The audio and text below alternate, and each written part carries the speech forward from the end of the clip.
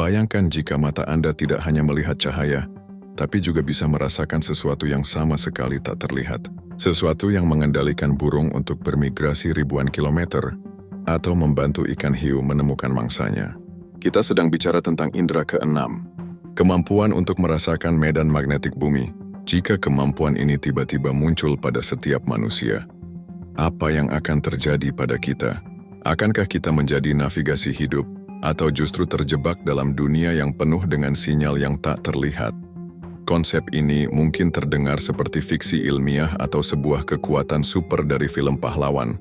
Tetapi di dunia nyata, kemampuan untuk merasakan medan magnetik bumi adalah sebuah fenomena biologis yang sangat nyata. Para ilmuwan menyebutnya magnetoresepsi. Dan kemampuan ini telah terbukti dimiliki oleh berbagai makhluk hidup di seluruh penjuru planet. Mereka menggunakan indera yang tidak kita miliki untuk menavigasi, berburu, dan memahami lingkungan mereka dengan cara yang mustahil bagi kita. Mari kita lihat buktinya. Pikirkan tentang burung merpati pos yang selalu tahu jalan pulang, atau bangau yang terbang ribuan kilometer dari satu benua ke benua lain setiap tahun. Mereka tidak membawa kompas atau GPS. Di dalam paruh mereka terdapat sel-sel kecil yang mengandung kristal mineral khusus yang disebut magnetit. Kristal-kristal ini berfungsi seperti kompas internal biologis yang bereaksi terhadap garis-garis medan magnetik bumi. Dengan cara ini, mereka secara harfiah dapat merasakan utara, selatan, timur, dan barat, mengunci tujuan mereka dengan akurasi yang luar biasa, bahkan saat langit tertutup awan, atau bayangkanlah kura-kura laut. Hewan-hewan purba ini melakukan migrasi epik melintasi samudera yang luas. Bayi kura-kura segera setelah menetas sudah tahu kemana harus berenang. Mereka tidak memiliki orang tua yang mengajarinya. Mereka mengandalkan peta magnetik bawaan. Medan magnet bumi memiliki variasi yang halus di setiap lokasi, dan kura-kura dapat merasakannya seperti sidik jari geografis, memetakan rute mereka dengan sempurna di hamparan air yang tak terbatas. Bahkan hewan yang lebih sederhana pun memiliki kemampuan ini. Ikan salmon setelah menghabiskan bertahun-tahun di laut, kembali ke sungai tempat mereka dilahirkan untuk bertelur. Mereka mengandalkan jejak magnetik dari sungai yang mereka ingat sejak mereka masih kecil. Hiu menggunakan kemampuan ini untuk berburu, merasakan denyut jantung mangsanya melalui medan listrik yang sangat lemah, yang terkait dengan medan magnet di sekitarnya. Salah satu bukti paling mengejutkan datang dari dunia serangga. Lebah misalnya, mengandalkan magnetoresepsi untuk menemukan jalan kembali ke sarangnya setelah terbang jauh mencari nektar. Semut juga menggunakannya sebagai cadangan navigasi jika jejak feromon mereka hilang. Bahkan bakteri-bakteri tertentu, yang tidak lebih dari setitik kehidupan, memiliki kompas internal yang memungkinkan mereka berenang ke arah yang benar. Ini adalah sebuah realitas yang menakjubkan. Dunia ini penuh dengan makhluk yang secara biologis terhubung dengan planetnya dengan cara yang sama sekali tidak kita pahami. Mereka tidak hanya melihat dunia tetapi juga merasakannya sebagai sebuah medan energi yang kompleks.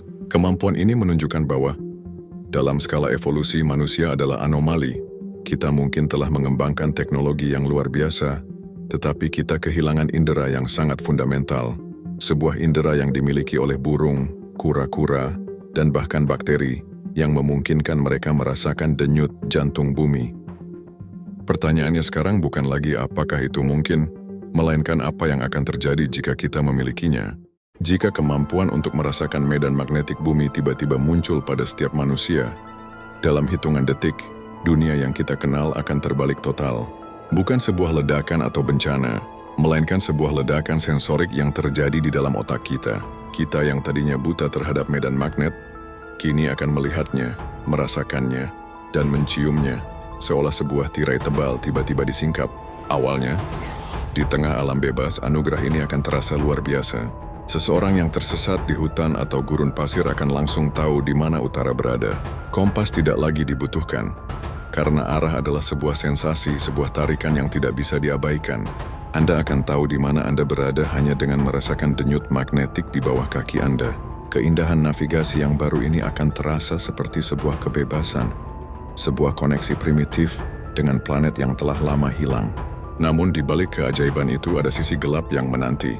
Di kota-kota besar, indera baru ini akan menjadi sebuah kutukan.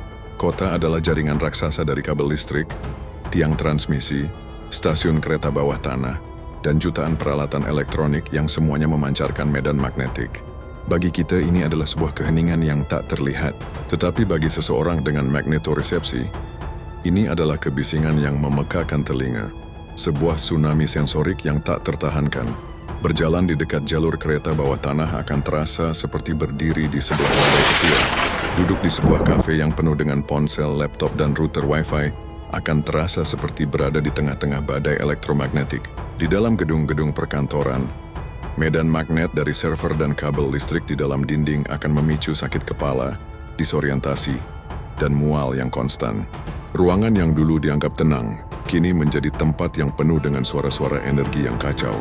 Hidup di kota yang dulunya adalah puncak peradaban akan menjadi sebuah perjuangan yang melelahkan. Setiap objek yang ditenagai listrik akan memiliki aura magnetiknya sendiri. Kita akan bisa merasakan ponsel yang menyala di kantong seseorang, mengetahui apakah sebuah alat elektronik mati atau hidup hanya dengan berdiri di dekatnya. Bahkan, perangkat sederhana seperti pengisi daya ponsel yang terpasang di stop kontak akan menjadi sebuah sumber suara magnetik yang mengganggu tidur kita. Keseharian kita yang dibangun di atas dasar listrik akan menjadi sebuah labirin penuh tantangan. Seseorang yang mencoba tidur di dekat lampu tidur akan merasa terganggu oleh medan magnetnya. Pengemudi akan merasa bingung dan pusing karena medan magnet dari mesin mobil dan sistem navigasi digital. Interaksi sosial pun akan berubah, karena kita tidak hanya merasakan kehadiran orang lain secara fisik, tetapi juga kehadiran energi yang terpancar dari perangkat yang mereka bawa. Dalam beberapa hari pertama, dunia tidak akan hancur, tetapi setiap individu akan berjuang untuk memahami dan mengendalikan indera baru ini, sebuah indera yang mengubah kenyamanan modern menjadi sebuah siksaan yang tak terbayangkan. Setelah melewati masa-masa awal yang kacau, manusia akan mulai menguasai indera baru mereka. Sensitivitas magnetik yang tadinya terasa seperti kutukan, perlahan-lahan akan menjadi sebuah alat yang paling kuat dalam sejarah. Revolusi terbesar akan terjadi di dua sektor vital, navigasi dan teknologi. Sektor navigasi akan mengalami kehancuran dan kebangkitan dalam waktu yang sama. Kompas, yang selama berabad-abad menjadi penunjuk arah utama, akan menjadi artefak usang. GPS yang dulu adalah keajaiban teknologi modern, akan kehilangan relevansinya. Seorang pilot tidak lagi membutuhkan sistem navigasi digital, naluri biologisnya akan memberikan informasi yang jauh lebih akurat. Pelaut dapat mengarungi lautan luas tanpa satelit, karena mereka bisa merasakan garis-garis medan magnet yang tak terlihat di bawah kapal mereka. Bahkan para penjelajah gua akan dapat bernavigasi di labirin bawah tanah yang gelap hanya dengan merasakan medan magnet. Pengetahuan tentang arah tidak lagi dipelajari, tetapi dirasakan. Sekolah-sekolah akan mengajarkan bagaimana mendengarkan medan magnet, bukan lagi membaca peta. Perubahan ini juga akan mendefinisikan ulang cara kita membangun dan merencanakan kota. Para arsitek dan insinyur akan menyadari bahwa material bangunan, seperti baja dan kabel listrik, menciptakan distorsi medan magnet yang mengganggu. Kota-kota masa depan akan dirancang dengan aliran magnetik dalam pikiran. Gedung pencakar langit, yang tadinya merupakan simbol kemajuan, akan dipandang sebagai sumber polusi magnetik yang merusak. Daerah pemukiman mungkin akan dibangun dari material yang ramah magnet, sementara zona industri yang dipenuhi mesin-mesin besar akan diletakkan di lokasi terpencil. Zona tenang magnetik akan menjadi properti paling berharga, di mana orang bisa beristirahat dari kebisingan yang tak terlihat. Revolusi juga akan terjadi di dunia sains dan eksplorasi. Para geolog tidak lagi harus bergantung pada pengeboran yang mahal dan memakan waktu. Mereka akan bisa merasakan variasi kecil dalam medan magnet yang mengindikasikan deposit mineral, emas, atau bahkan sumber air tanah yang tersembunyi. Eksplorasi luar angkasa akan mengambil dimensi baru. Astronot dapat merasakan medan magnet planet lain, memandu pendaratan dengan ketepatan yang belum pernah ada sebelumnya. Para ilmuwan akan dapat mempelajari aktivitas di inti bumi secara real-time, meramalkan gempa bumi dan letusan gunung berapi dengan akurasi yang menakjubkan. Namun teknologi tidak akan berhenti. Insinyur yang baru akan muncul, bukan untuk membuat perangkat yang memancarkan medan magnet, tetapi yang dapat memanipulasinya. Alat pembersih magnetik mungkin akan ditemukan untuk menghilangkan kebisingan dari lingkungan perkotaan. Mungkin saja perangkat yang dapat mengubah sensasi magnetik memungkinkan orang untuk mendengar medan magnet dari jarak jauh. Teknologi baru ini akan mengubah total dunia, mengubah pemahaman kita tentang fisika dan energi. Manusia akan beralih dari menciptakan teknologi yang menggunakan listrik menjadi teknologi yang menggunakan dan mengendalikan medan magnet itu sendiri.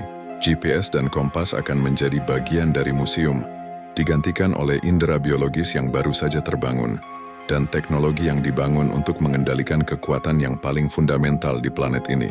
Seiring manusia mulai beradaptasi dan menguasai indera keenam mereka, dampaknya terhadap sains dan kesehatan akan menjadi dua sisi mata uang, anugerah dan kutukan. Di satu sisi, kemampuan baru ini akan membuka pintu menuju penemuan ilmiah yang tak terbayangkan. Di sisi lain, ia akan memunculkan tantangan medis dan psikologis yang sama sekali baru. Di bidang sains, indera keenam ini akan menjadi alat penelitian paling canggih yang pernah ada. Para fisikawan tidak lagi hanya mengandalkan instrumen. Mereka bisa secara langsung merasakan anomali dalam medan magnet. Mereka akan mampu mengamati dari jarak jauh bagaimana badai matahari memengaruhi perisai magnetik bumi, atau bahkan merasakan fluktuasi medan magnet yang disebabkan oleh pergerakan lempeng tektonik jauh di bawah permukaan. Ahli geologi akan bisa berjalan di atas permukaan tanah dan merasakan deposit mineral berharga, gas alam, atau air tanah yang tersembunyi jauh di dalam perut bumi, mengubah total industri pertambangan dan eksplorasi. Namun dampak yang paling besar mungkin terjadi di ranah neurobiologi. Untuk pertama kalinya, para ilmuwan akan dapat mengamati bagaimana otak manusia memproses indera baru. Mereka akan bisa memetakan bagian-bagian otak yang khusus menangani sinyal magnetik ini, membuka pemahaman yang lebih dalam tentang bagaimana kesadaran dan persepsi kita terbentuk. Penelitian ini dapat membuka jalan untuk memahami penyakit neurologis lain, atau bahkan menemukan cara untuk mengendalikan otak dengan presisi yang belum pernah terjadi. Namun semua terobosan ilmiah ini datang dengan harga yang mahal bagi kesehatan manusia. Medan magnet yang kita ciptakan dari teknologi kita, yang tadinya tidak berbahaya, kini menjadi sumber polusi yang merusak. Sinyal dari kabel listrik, router Wi-Fi, dan bahkan peralatan rumah tangga akan menjadi kebisingan magnetik yang konstan. Paparan terus-menerus terhadap kebisingan ini dapat menyebabkan kondisi kesehatan baru yang disebut sindrom kelebihan sensorik magnetik. Gejalanya akan mencakup sakit kepala migrain kronis, disorientasi yang parah, kecemasan, dan bahkan gangguan tidur yang ekstrem. Kota-kota modern akan menjadi zona bahaya bagi mereka yang sensitif, memaksa jutaan orang untuk mencari tempat tinggal di pedesaan yang secara magnetik lebih bersih. Selain masalah fisik, ada pula tantangan kesehatan mental. Merasakan sebuah dimensi realitas yang sebelumnya tersembunyi akan sangat mengganggu psikis. Rasa khawatir, paranoid, dan merasa diamati oleh medan magnet yang tak terlihat akan menjadi hal yang umum. Orang akan merasa terisolasi dalam pengalaman baru ini. Tidak tahu apakah apa yang mereka rasakan adalah nyata, atau hanya halusinasi yang disebabkan oleh sinyal-sinyal yang tidak bisa mereka kontrol. Para psikiater dan psikolog harus mengembangkan terapi dan metode baru untuk membantu manusia menavigasi realitas baru ini. Dunia medis harus segera beradaptasi. Penyakit-penyakit baru yang disebabkan oleh medan magnet akan bermunculan, dan dokter harus menemukan cara untuk mendiagnosis dan mengobatinya. Diperlukan pengembangan alat-alat medis baru yang tidak mengganggu indera keenam ini. Mungkin akan ada filter magnetik yang bisa dipakai, seperti kacamata untuk mata yang lelah, untuk meredam kebisingan magnetik di lingkungan perkotaan. Pada akhirnya, indera keenam ini akan membawa manusia ke sebuah era baru dalam sains dan kesehatan, yang penuh dengan potensi tak terbatas sekaligus ancaman yang tak pernah terpikirkan. Seiring berjalannya waktu, ketika dampak awal pada kesehatan dan teknologi mulai dipahami, masyarakat akan menata diri kembali. Indera keenam ini tidak hanya mengubah cara kita menavigasi atau merancang teknologi, tetapi juga membentuk kembali struktur sosial, memunculkan profesi baru yang sama sekali tak pernah terpikirkan, dan membagi populasi ke dalam komunitas-komunitas yang berorientasi pada medan magnetik. Profesi-profesi yang kita kenal sekarang akan kehilangan relevansinya, digantikan oleh keahlian yang baru. Navigator magnetik akan menjadi profesi yang sangat penting dan bergengsi.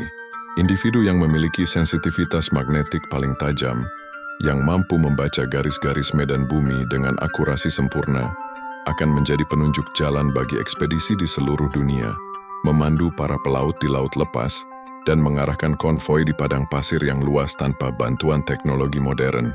Mereka adalah pahlawan-pahlawan baru, orang-orang yang bisa melihat jalan di mana orang lain hanya melihat ruang kosong.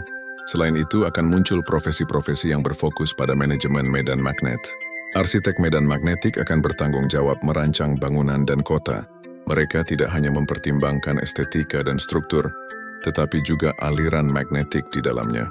Mereka akan merancang ruang-ruang yang bebas dari polusi magnetik, yang menjadi area penting untuk relaksasi dan meditasi. Sebaliknya, mereka juga akan merancang ruang industri di mana medan magnet dapat dioptimalkan untuk efisiensi produksi. Begitu pula dengan terapis magnetik, mereka akan menjadi ahli medis baru yang mengkhususkan diri dalam pengobatan gangguan yang disebabkan oleh paparan medan magnet menggunakan terapi yang menyeimbangkan kembali energi magnetik tubuh. Munculnya indera keenam juga akan menciptakan perpecahan sosial. Orang-orang akan mengelompokkan diri mereka ke dalam komunitas-komunitas magnetik. Mereka yang sangat sensitif dan merasa tidak nyaman dengan kebisingan, perkotaan akan meninggalkan kota dan membentuk permukiman di pedesaan atau daerah terpencil di mana medan magnet alami lebih murni dan stabil. Komunitas-komunitas ini akan menjadi benteng dari gaya hidup yang lebih tenang dan terhubung dengan alam.